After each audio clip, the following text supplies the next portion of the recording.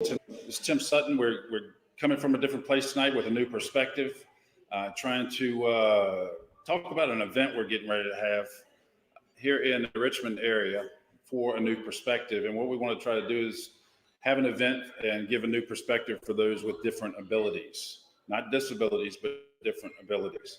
So we're here at Roma's Restaurant here in Mechanicsville, Virginia.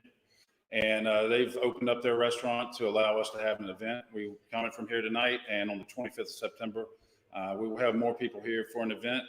And you're going to meet some amazing people. I've got a couple that we are going to talk to tonight that are in my community and have helped us out and are involved in dealing with disabilities in different businesses here in the county where I live. And one person I wanted to bring up that could not be here tonight is Fatima Gunter, and she's actually a manager of the Lowe's Home Improvement Store here locally. And I hope she's feeling better soon. But she was going to come and have a talk with us. They have been very proactive in hiring individuals with disabilities, also autism. I've got a friend of mine who's going to talk to us in a few minutes who is on the spectrum. And he's going to tell you what it means for him to have the opportunity to have this job. Have been giving this opportunity. But Lowe's has really stepped up, and they're interested in this event that we're having on the 25th. And I hope you can make it. There are tickets available, but we've got a lot of things to auction off, raffle off. And one of the things that Lowe's has done has actually donated a 6-burner grill for us to donate to try to raise money for the Chapters Network, so I can continue to do this show, and other shows can be done here locally as well, to give people a new perspective. If it's your first time tuning into the show, I am a law enforcement officer here in the state of Virginia, and I've been doing law enforcement, been an officer for 32 years, going on 33 years.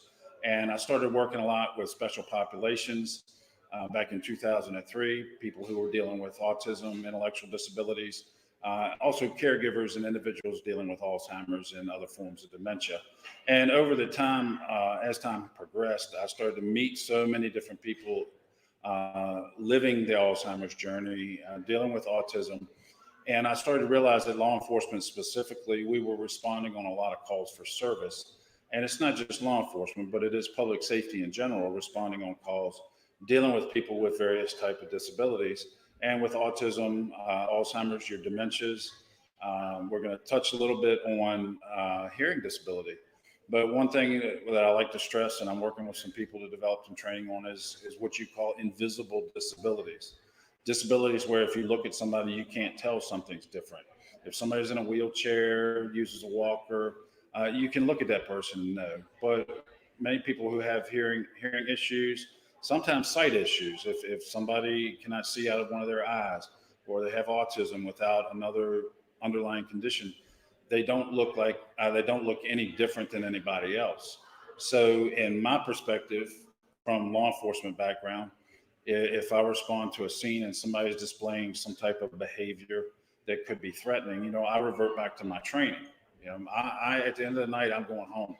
I will go home at the end of the night. Hopefully everybody else does safely. But my mission is kind of go out and try to teach people to understand the behaviors and not misinterpret some of the behaviors they may see from people with disabilities. But Lowe's has stepped up and they've offered this grill. We're going to auction it off and try to raise money for the network, like I said, so we can keep doing these shows and educating people. But to be honest with you, while law enforcement, public safety needs the training, I'm of the opinion that anybody who comes in contact with the general public needs to have training, such as Fatima with Lowe's. I'm sure it's been a learning experience with her, but she has welcomed the opportunity to hire my friend Austin, who we're going to see in a few minutes.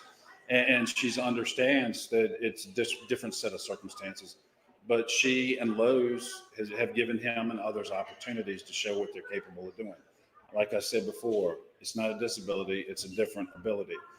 So many people with disabilities can do the same exact thing as everybody else. They may do it differently. And in some cases, I'll tell you, with autism, as brilliant as they are, they may very well be able to do it better. If you haven't watched the show, did a few months ago, a month and a half or so ago, I had a gentleman on my program, Joey Fry, and he lives about 40 minutes away from me. But Joey, I'd encourage you to go back to the Chapters Rap with Steve Vaccaro. Look for that show. Joey's an artist, and he has his own art studio. He's early 20s, but he's on the spectrum, and he draws draws and paints and does some amazing things. So I encourage you to go back. And even his mother got an opportunity during the interview with him to talk about her journey with Alzheimer's and dealing with her mom. She opened up and shared some situations and issues that she dealt with. And many times those individuals, those caregivers, they're so secluded and they don't have anybody out there to vent to talk to about their problems. And with, a lot of times with Alzheimer's itself, that when people find out that somebody has Alzheimer's, sometimes that friend network disappears. And that's the actual opportunity for people to get in there and help and say, I want to understand what's going on. I want to help you. I want to give you a break. Go to the store, go run your errands, and I'll take care of your loved one. But again, we're here at Roma's, and we're going to have some great food. We had some great food tonight. And I also want to talk to you all. I met a young lady the other night who we're having a birthday party in the background. But she was going to be on the show, but she will be here on the 25th for the event. But her name is Valerie James Abbott, and this is a book she has published. It's called Patapiller. And I had the opportunity to sit down with her 2 nights ago, and she talked about her daughter, her youngest daughter, they discovered that she had hearing problems at a very early age. And this book is written from the perspective of the older daughter, wondering why, the younger daughter was not pronouncing words properly. And they ended up going, and the doctor diagnosed her with a hearing problem. And this is the journey of the family going to the doctor and finding out that news, and ended up getting hearing aids for their daughter. So she's a great person to listen to talk. And again,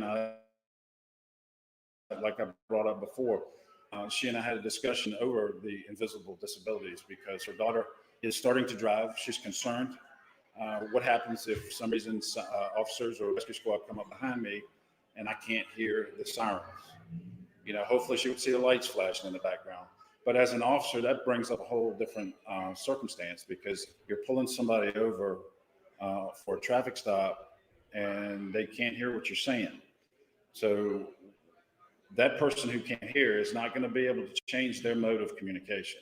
It's up to the officers. It's up to the managers at Lowe's. It's up to the other bosses, businesses that hire people with disabilities. It's up to us to figure out how to do the communicating. They're not going to change for us. We've got to adapt and we've got to change for them. So that's one point I try to drive home with everybody. But Valerie will be here. She's slated to be here on the 25th at Roma's from 5 to 9. We're having the big event. I believe she'll have her book with her and she'll be speaking some. We'll do a live show, hopefully get an opportunity that y'all can hear her on camera. But a very interesting lady, and I look forward to working a lot with her in the future. We were talking about disabilities and law enforcement interaction. There are studies out there. I've mentioned it before. Dave Whalen with Niagara University done studies that about 49% of people who have interactions with law enforcement officers have a disability. That does include mental health. That does include autism, all these other issues, even Alzheimer's and dementias. They are all disabilities. Some people are not born with these disabilities, but they develop them during life.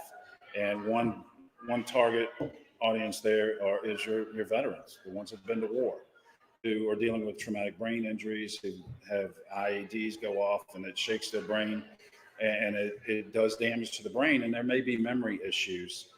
So they're all out there among us. And also the NFL, I read a lot about the brain injuries, Alzheimer's and things from all the hits to the head that those players have taken. And I'll show you one item where we do have, if I can get it. A friend of mine I went to high school with, actually graduated high school and ended up going to Virginia Tech. A very good friend. He just had to leave to get his son back home. But Jock Jones, he actually played for Virginia Tech, 4 years of Virginia Tech, and went on to play with the Cleveland Browns as well as the Arizona Cardinals. He has brought an autographed picture of himself on the field, as well as an autographed football that we're going to go ahead and auction off at the event. So we're very appreciative of him. He's going to try to be back on the 25th for the event, but he's an amazing guy. Like I said, I think he graduated from high school a year after me, but he went on to do some pretty amazing things. He was a great ball player at Virginia Tech, and I'd encourage you to look him up and find more about him. Played a few years. I think there may have been some injuries, and he's back home and very good friend of mine. I've actually run across him on the side of the road while I was working as law enforcement, as a police officer, trying to deal with the situation. He'd actually pulled over, got out, and came to help me deal with the situation I was dealing with. So great opportunity to get more people involved in what we're doing and just raising awareness. We're trying to get to the community here just outside of Richmond and let people know what's going on, what's happening in their community, because if we're not doing shows like this and we're not getting out there ringing our own bell, tooting our own horn, they're not aware of what's going on. So that's why we're here doing what we're doing. Just some statistics for you as we talk about disabilities. With autism itself, right now the CDC says that autism is occurring at 1 in every 54 births. And it's actually 4 times more prevalent for males. So the question is not if somebody's going to run into a person with autism. The question is when it's going to happen. It's not a question of if somebody's going to run across somebody with Alzheimer's or dementia. It's a matter of when, because according to the Alzheimer's Association, in the United States alone, there are over 6 million people dealing with Alzheimer's or a form of dementia. And a lot of times with the Alzheimer's and dementias, they will wander off and get away from their caregiver because they're starting to lose that short-term memory. And if they've lost the past 30, 40 years of their life in their mind, who knows where they lived 30, 40 years ago. And they're saying they want to go home. They want to go home because they don't recognize the surroundings and it's not familiar. So they will walk right out of the house and start walking to wherever they think they live. And that's been an issue. It's nice to have officers out there who have training, have understanding of what's going on with the disease, but it's also nice to have citizens, business owners, when they have somebody standing on a sidewalk outside of the business that just seems to be hanging around, and they call 911 or they approach them themselves. If they can pick up on some of the signs or signals to show that, or one of these behaviors to show, okay, something's not right with this person. Let me get some other people involved and make sure this person is safe and gets to where they're supposed to go. Because again, it's an invisible disability. What I'm trying to do is educate people to be able to pick up on some of the behaviors to keep our community safe. When I was sworn as a police officer, I was not sworn to protect this group or that group. I was sworn to protect and serve everybody. And that's how I look at my job. And I would like for every officer out there to look at the job that way. Obviously, some don't, but that's in essence what we should be doing. So what I would like to do is bring a friend of mine on. His name is Austin Gammon, and he is employed at Lowe's. And he's going to tell you a little about what he does with his job and how he feels about being employed by Lowe's. Austin? Hi, my name is Austin. I work at Lowe's in Mechanicsville. What I do is I load cars, get trash, load cars, get shopping carts brought in, get the trash, etc. Work the front end.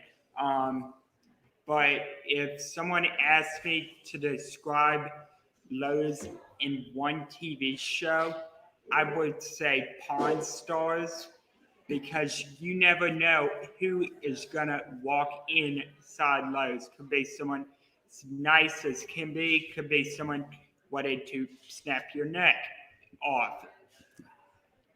But I love my job. I love that Lowe's give me the opportunity to work when other places wouldn't. And when they first hired me, I told Human Resources I've worked 15,000 days and I was calling it quits. And I've been employed at Lowe's over 600 days. I couldn't be happier for everything they have done, from the grill to the manager that's as nice as can be. I love my job, and I couldn't ask for any other place I'd want to work at than Lowe's. Good guy. What's your favorite part about the job? Um, Or do you have more than one favorite thing? I have more than one Everything's your favorite. because I love. While I do love the money, what's more important is treating each customer like family, and that's what truly matters to me. While while it is important to do your job, the customers are the top priority. Loading the cars, the things that you have to do around Lowe's, like the trash and all that. Um, Well, you've met some yeah, pretty important people over the years that have actually come to buy light bulbs. Is that right? Ed Gillespie, who Ran was the Virginia gubernator, who ran for governor of Virginia in 2017 against Ralph Northam won, but it was like 53 to 45, something like that, but it was less than 10 But he needed points. light bulbs. Who did he come see? Me. He came to see him. He knew Austin. Austin had reached out to he and his wife during the when they were campaigning, and may have been before that. And they struck up a relationship. And actually, Austin got invited to a luncheon up in Northern Virginia, Vienna, Virginia, and actually invited me to go up there. And it was a luncheon for Ed Gillespie, who was running for governor. As well as New Mexico's governor at the time, Right. Susana Martinez. Right. So we got to go up there. He invited me, took me along, and got to meet Ed Gillespie and some other very important people. But, I think it speaks volumes when you've got a politician or somebody who, I don't know, how far did he have to come to buy his light bulbs? He is from Had to go pretty good ways. Alexandria. So he drove a couple hours to come get his light bulbs, but he wanted to make sure he saw Austin. So that's the kind of people we need in our communities to make our communities better. And, Austin has been a fan of mine, and I'm hoping he's a fan of mine. I mean, I'm a fan of his, but he has, we've done news stories before. We've been on Channel 6, done different stories. The other thing is I cannot thank Mr. Sun enough, because the one thing I have of respect about Tim is his law enforcement. He goes to work each day and doesn't know what he's going to come into contact with. So the fact that Tim does what he does, goes to work, and his willingness to help others is an inspiration to me, and I hope to others.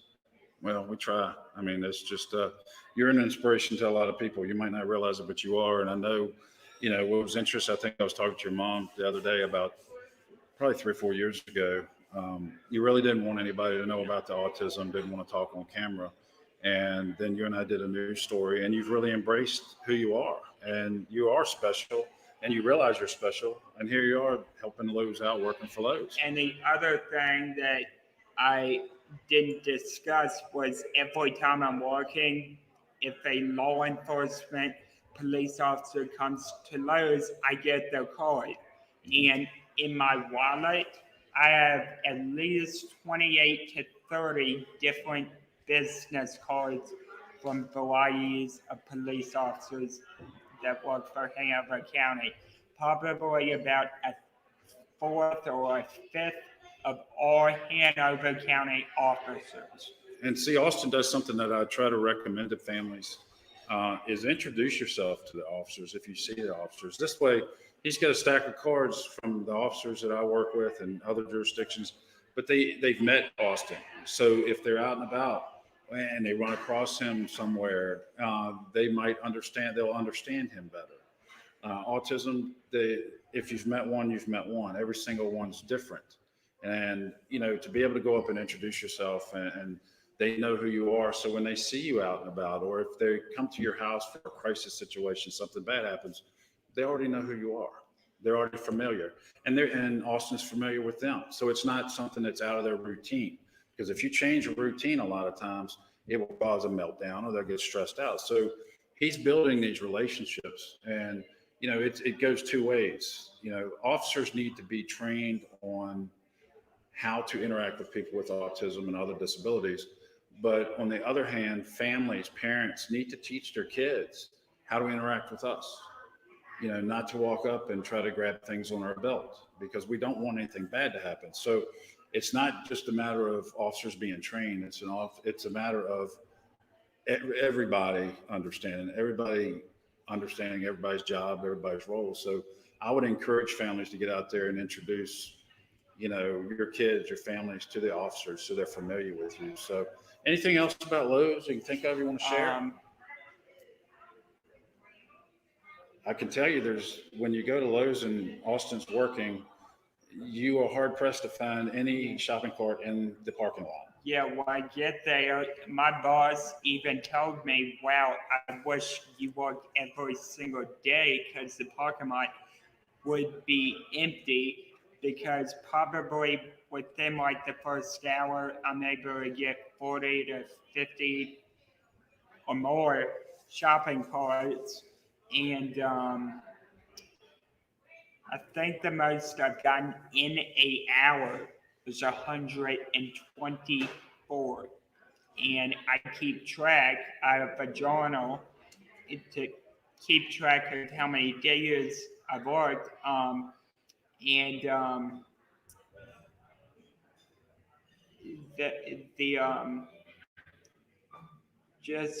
The job that Lowe's has done for me and given me opportunity, and I really look up to Ms. Fatima. I think of her as a role model for everything she does. Well, I admire Lowe's for giving you the opportunity, and I mean, you can see the pride he takes in his job. And that's why I'm saying, don't write people off because they have autism or any other disability. There's some amazing employees. They can do some wonderful things. And you can see he's proud of what he does. He loves his job. He loves to go to work, and he gets a paycheck. And my boss has even told me that I'm one of the hardest workers at Lowe's. And that I would agree with that, but I definitely think that there are people that the hardest working people have got to be the managers, because they step up, they go above and beyond. So I would say that I am partially one of the hardest workers, but I would definitely say that the managers are probably up there as the top spot, because in order to run a store, you gotta have good managers. You gotta have a good supervisor, Yep. somebody that leads, not manages. Well, that's absolutely awesome. And your managers donated a 6-burner grill for our function that we're gonna have, our big event, the Chapters Network, 25th from 5 to 9 here at Roma's in Mechanicsville, Virginia. We look forward to people being here. You want to sit here while I do the rest of the show? Yeah. I want to go over some things. We've got a lot you can stay here if you like. I'll go ahead. Go ahead. He's going to take a break. But no, I just wanted to share some of the, what we've had, the opportunities we've had to get some things to, auction off, raffle. Roma's obviously offering the location and everything, and some amazing meals. We ate here tonight. It's very good food. Mentioned Lowe's with the 6-burner grill. We're going to auction off for the network. Hometown Realty here in Hanover County. We've had $500 donation from them. $500. We've got a 32-inch Vizio television we're going to be auctioning off. Vivi Nails. We've got gift cards from Nail Place here locally. Riverbound Cafe here in Mechanicsville. We've got free appetizers. what's this one? Bodero. Oh, I'm sorry. It's the bowling. They've changed the name. The bowling alley here. 8 free games of bowling we've got available for people. Hanover Pie Company, great pizzas. They're giving us certificates for free pizzas for people here. Green Top Hunting and Fishing. They've actually, here in Virginia, they've got a gun range that you can come in and shoot. We've got 4 1-hour passes to go there and use the facility. Jamboncos, we've got gift cards, another restaurant. Clay and Cottage here in Virginia, here in Mechanicsville. We have a set of autism earrings to be given away to somebody. Sparkle and Shine with Stacy. They've got some autism jewelry as well. Vicky Romano, $50 donation. We have an autographed picture from Peyton Manning. We were able to get that. I told you about Jock Jones, his football. We've got Bell Cottage here in Mechanicsville. They've got some items. And Adam Jones, we've got autographed items as well.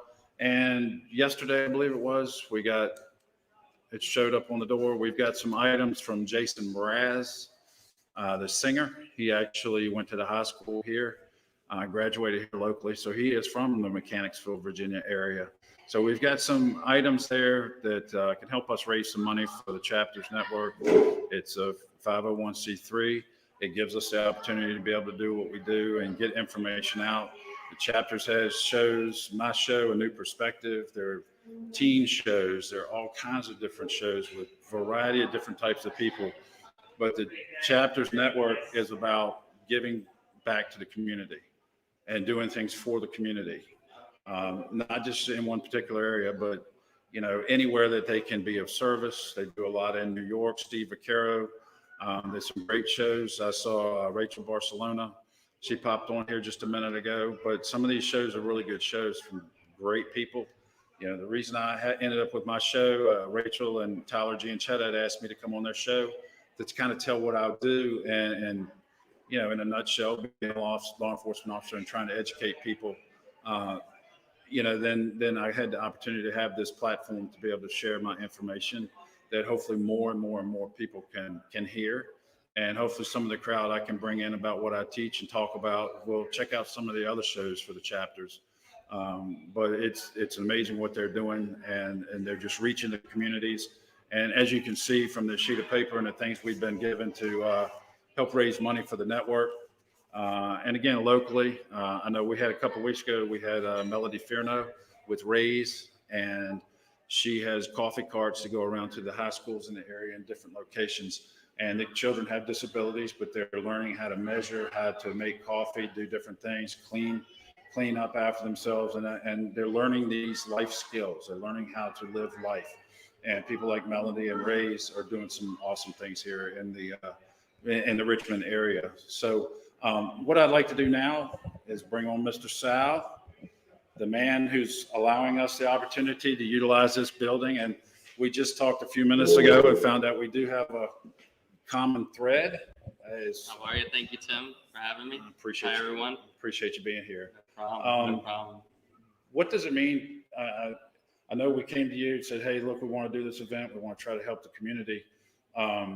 What does helping the community here that you live in, what does that mean to you? I grew up out here, so this is home for me, and anything I can do, to improve or make us better out here, that's, what I'm looking to do. My kids go to school out here.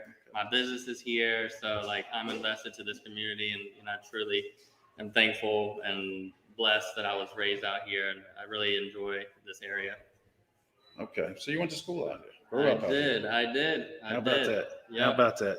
Well, I found out talking to him, I was asking him about disabilities and autism, Alzheimer's, and found out that I'd actually met his grandmother a few years ago. I told you I go out and meet families dealing with loved ones who have cognitive issues, Alzheimer's, other dementias, and actually met his grandmother. And she had Alzheimer's. And when I met her, it was kind of difficult to carry on a conversation. And talking to the family, they told me that in her mind, she still thought she was in Italy.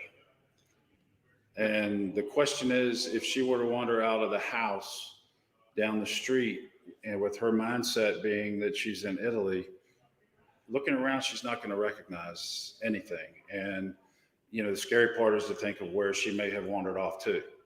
And I know where she was living, there was a lot of, I think she was living different locations at different times. Is that correct? Yeah, Tappahannock is when we kind of, noticed, she was going through, Right. some change there and Right. trying to figure out what it was, and ultimately, the Alzheimer's dementia. Right. One of the first episodes was, she left at nighttime, and that's Yeah. kind of when my family reached out to you. And, Right. Right. we needed to come up with a solution because Right. one time was enough. Right. So- It's, and there are different tracking programs out there to deal with wanderings and elopement. Wrist size transmitters that work off radio frequencies. You can put it on an ankle. They're GPS tools to use. I would encourage you to get with your local public safety agency and see if there is something, if this is a problem that you're dealing with. But you can see the struggle that caregivers deal with on a daily basis because, everybody has to live their life. They have to go to the store. They have to run errands. They have to take showers. They have to bathe and all. And it doesn't take but a split second for somebody to open that door and just all of a sudden be gone, and everybody's out there looking for them. And it's scary. It's got to be scary.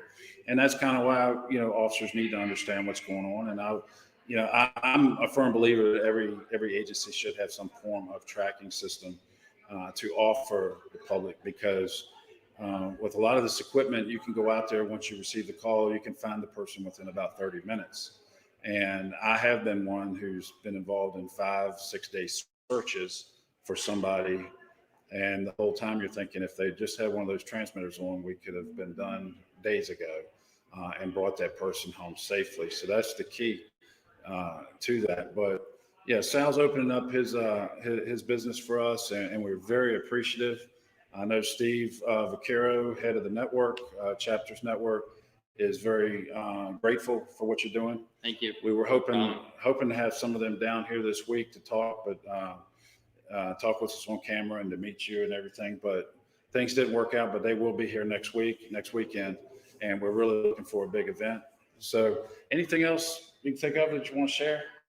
I just, when like we were talking about the Alzheimer's and, the dementia, I just tell people, try to find out as much information about the disease so you can understand a lot better on how to, different situations that you're brought up into, because it truly is a very slow process. And unless you've never seen that before, it's really draining on your family and everybody. So just kind of preparing yourself for that. I miss my grandma every day. Oh, of course. She was pretty much the rock of our family. Right. I mean, I stayed out there all the time in Tappahannock as a young child. Right. But, having to see, not only what she had to go through and, what the family went through, it was just hard. Well, the disease, it robs you of that person. I mean, she dealt with it 7, 8 years, but it was like, we lost her 7, 8 years ago. You know what I'm saying? Couldn't have a serious conversation with her anymore. And, that's what we, really missed. And too many people, I think, I find that a lot of people are not being educated on the Alzheimer's and dementia and what it does to the person. And that's the information that the families need to know. They need to understand the sundowning sometimes in the evenings, or if it's overcast, dark, they will get aggravated sometimes and maybe lash out. But the Alzheimer's, it can change somebody's complete personality. And you have to realize that's not your grandma. That's the disease doing this to your grandma. Yeah. So I've done a lot of classes over the years where people would come up afterwards and say, the class has given me closure, because when grandma or grandpa died, we had so much anger from the things that they were doing, and we thought they were doing it on purpose just to irritate us. And they said, now going through your class to see the progression of it gives me closure, because I'm not angry anymore, and I can tell my family about it, and we can realize it wasn't grandma or grandpa we were mad at the disease. So, that's why I appreciate Sal sharing his story, because people need to hear this. Like I said earlier, it's not if you're going to be affected, it's when. Somebody somewhere, hopefully it's not a close family member, but the possibility is that it may very well be. But you're going to run across people. And even though it might not affect you, Austin, going to Lowe's just to see Austin, think about that. Guy running for governor goes to Lowe's, drives a couple hours just to go see Austin and buy light bulbs. So we can do a lot of work out there educating the public. And again, I thank you, Sal. I know you got to get back to work. Thank you. Appreciate you. Thank you for very your much. time. Thank you. And look forward to the event next week. Thank Good you deal. very much. We'll have a good time. All right. Thank you, everyone. Take care, buddy. So what we want to do, the 25th, we're hoping to have like a precursor to this small event to introduce a lot of people to one another and introduce them to what we're doing. And what we would like to do in the spring, our goal is to have a big event here in Richmond, a very large event here in Richmond, where we can invite some families of those who are differently abled. Because a lot of things that go on out there, you think about the birthday parties, children having birthday parties. A lot of times these kids with autism and other disabilities invite all these other children to their birthday parties and nobody shows up. And I can only imagine how heartbreaking that is. But this event, we want to be for them. It is for everybody. But we want to have an event for those who are differently abled and have some things we can, interact with them, work with them, talk with them, have fun. Maybe they can see some things they've never seen before. But I know Steve Vaccaro, everybody with the Chapters Network, we want to have this big event in the spring. And, from this little, we're going to have an event here on the 25th. But we expect down the road it's going to be bigger and better as the Chapters Network gets more shows out there and gets that bigger audience.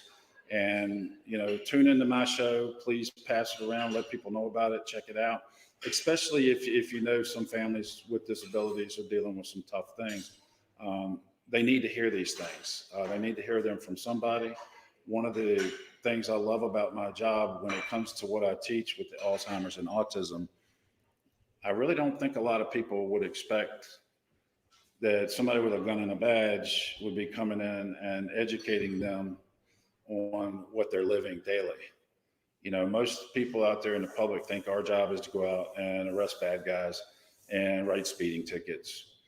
But our job in law enforcement has changed over the years, and it's changes daily. But we have become problem solvers. Officers have become problem solvers. We get dispatched to, dad calls because the 11-year-old daughter will not let the other children go to sleep. We get calls because somebody bought windshield wipers at Walmart and did not know how to put them on the car. So who do they call? They call the police. And people call 911 for one main reason. We show up.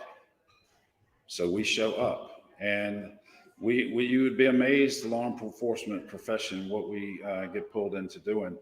But we are problem solvers. We're out there trying to solve problems for people who can't solve the problems themselves. The education part, it doesn't solve the problem. It's not going to get rid of autism. It's not going to get rid of Alzheimer's. But I think the education and a better understanding of what's going on in those families' lives, and to be able to sit down at a kitchen table with a family or a caregiver in that uniform and sit there and carry on a conversation and show some empathy and let them know that, hey, we understand this is going on or that's going on. And, we're out there. We're out there, and we're not just dealing with it to go look for people who go missing. We're dealing with, the child who had autism becomes an adult with autism, lashes out at the parents and assaults one of the parents. When, pretty much you've got to look at each situation, incident, it was their intent. So each individual incident, you've got to analyze that. You can't just say, okay, well, always take them to jail, don't take them to jail. There are times when you have to, but there are many times when officers can come out there, help remedy a situation and do their job and help the family. And that's what my goal is to educate people to understand. At the event on the 25th of September here at Romans in Mechanicsville, reach out for tickets. You can contact one of my favorite people in the world, Donna Gammon, is helping me get this get this event going. She's done a lot of the outreach, and I want to thank her because she's contacted business after business to be able to have these things to auction off. But you can try to find her on Facebook, Donna Clark Gammon, Gammon on Facebook, or you can email her at dcgammon, Gammon, 7227 at gmail.com. Again, that's DC, like David Charles, Gammon, Gammon, 7227 at gmail.com. We would love to have as many people as possible to come out to celebrate people with different abilities and give you a new perspective. And again, Sal, thank you so much. But one thing I want to share with you, from Donna's perspective, would you like to come over here? Because you brought up some things that we wanted to talk about. And, Donna, this is Austin's mom. And, we talked before the show about some of the issues with autism. And you brought up one thing was the isolation. And can you share something about the isolation, whether it's with Austin or with the family in general? Well, it tends to be both. The child tends to be isolated. I know one struggle that we had was with graduation. As graduation grew closer, he saw all his peers starting to plan to go away to college. And so I guess the analogy I could use is we're standing on a shoreline watching all the ships sail away as they're going off to college, and we're trying to figure out where he's going to land. What are his plans? What is he going to do for his future? Right. Then from a parent's perspective, you go through and it's like you start to get isolated from your peers because some of your friends that don't understand autism look at you like, that child just needs his butt blistered. And I'm sorry, but I can't whip the autism out of him. Right. So, it's isolation on both parts. Right. And you brought up the bullying thing too, which I know has been talked about on a couple shows here on the network, but I know that was an issue with Austin during high school. And unfortunately with autism a lot of times, and it's not just autism, it's all through life. And there's a variety of ways of bullying. But I know that was an issue going through high school and into college with him. Mm-hmm. Yeah, he was bullied all 4 years of high school. He didn't fit in. Right. Basically his best friend was our cat. He came home and cried to the cat every day. Right. And then, when he got out of high school, things were better for him, but then he started to take some classes in college. Right. So I'm thinking things would definitely be better there. Right. Because we're dealing with adults. Right. I took a class with him, and boy, did I get an eye opener. I sat on the opposite side of the classroom from him because I wanted him to have his own independence. I didn't want people to realize we were a mother and son. And I sat there and watched grown adults make fun of him in class. So, but that would be a whole different show. So yeah, and you've shared that a few times, and I've actually shared it when I taught. And nobody knew that Austin was her son, and you had one friend in there that did. That mm-hmm. was with you, mm-hmm. and they started making fun and laughing. And Donna ended up getting out of the class and going and sitting outside. And I think the friend made it known that was her son, and she couldn't believe what they did. They were bullying him, picking on him. And she explains how, in the story, how people in the class were coming out saying, "Hey, we're sorry, come on back." And even the teacher came out and said, "Please come back in." And there was no way you were going back in there at that time. But Austin came out, the same Austin you saw right here sitting talking to me, and told her, "Look, this is what's going on all through high school. I'm used to it. I'm going back in there." And he went back in that class, and I remember her saying that it was at that point that she realized Austin had become more of a man than she ever thought he would become. So Austin's not here right now, but For somebody who has autism, he has come a long way. 3 or 4 years ago, he wouldn't talk about it. And now he's done news interviews. You heard him talk here. He's embraced it. He realizes he's special. He's got some great abilities. He has a purpose. He's got people giving him opportunities. And that's what we're trying to get across.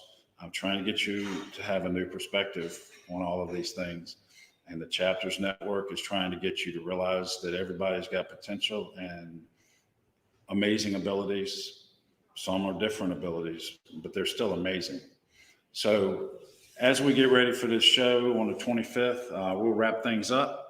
But I just wanted to invite you again, please, if you're interested in the area or going to be in the area, look for tickets or try to get tickets.